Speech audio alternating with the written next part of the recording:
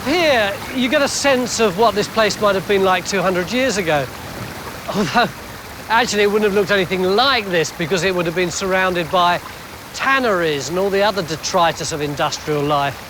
So that by the time the rivulet got down into Hobart, it would have been stinking and putrid. Not a very cheery thought, I know. But then life in early Hobart was a struggle. Especially if you were unlucky enough to be banged up in my next stop. It was called the Female Factory, and it's where the women convicts were put when they arrived in Tasmania.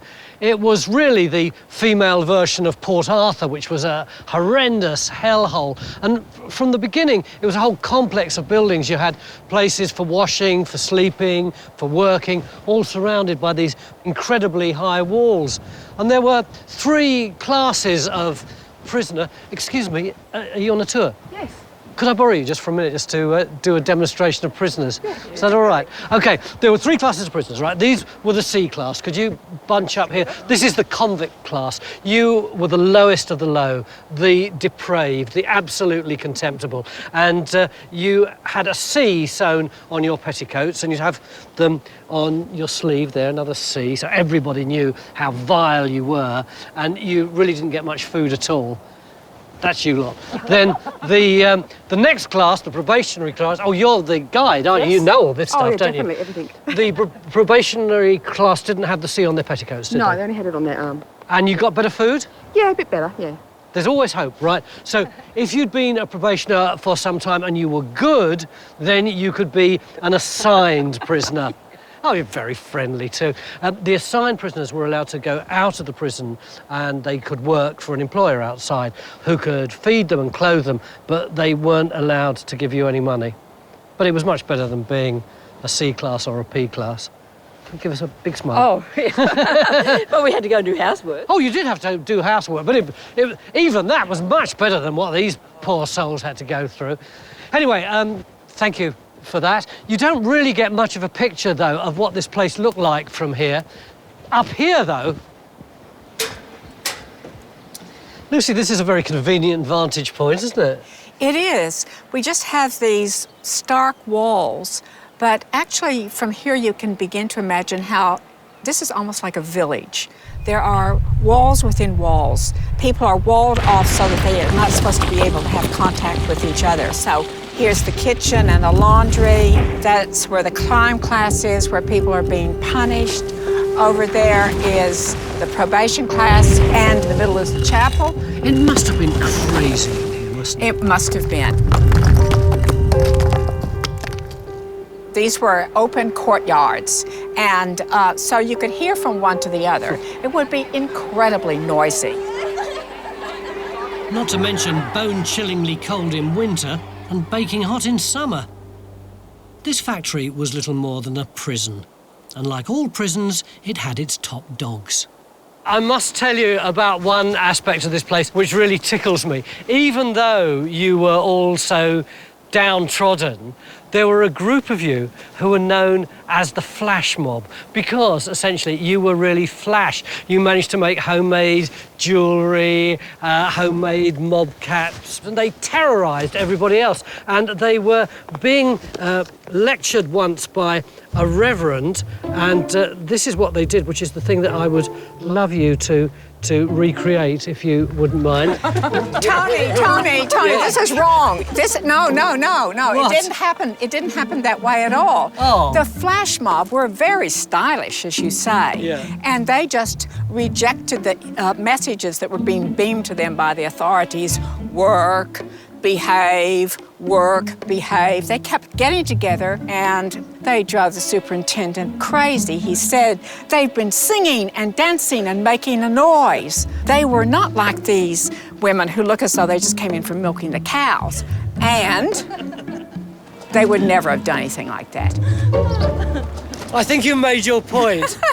This wouldn't be historically valid if we got these ladies to do this. No. Which is a tragedy for me. I thought we were going to get a great piece of audience participation. You've ruined it for me. I know. Bye.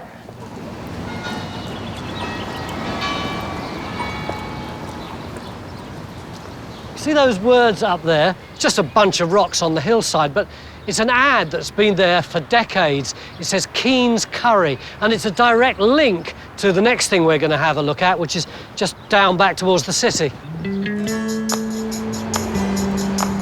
I'm just turning right out of Sandy Bay Road into Ashfield Street, and the bloke who owned the curry business in the late 1800s was called Horace Watson, and he lived over here in a big mansion called Barton Hall.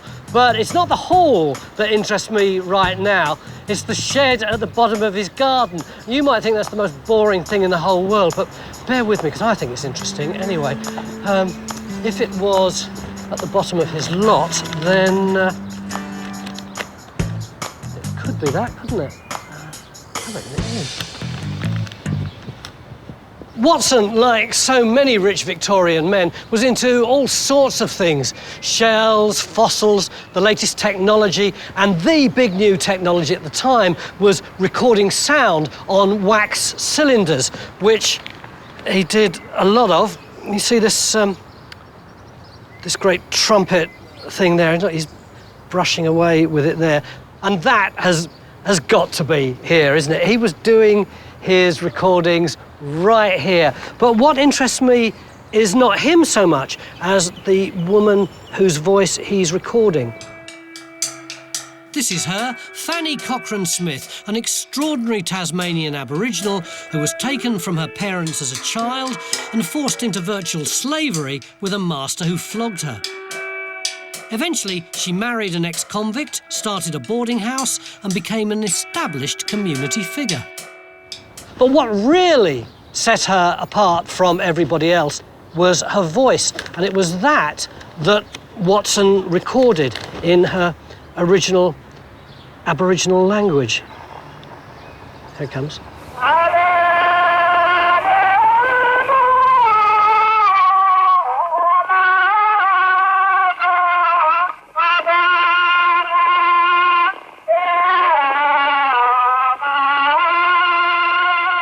This wax cylinder recording of traditional song lines is the only known example of a lost language unique to the Tasmanian Aborigines.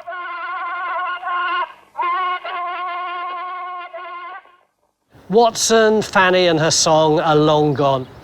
And Barton Hall doesn't exist anymore. In its place, there's this car park for a big supermarket, and over there, where the grand front of the hall would have been, here's a burger joint for an international chain with a name that sounds vaguely Scottish, if you know what I mean.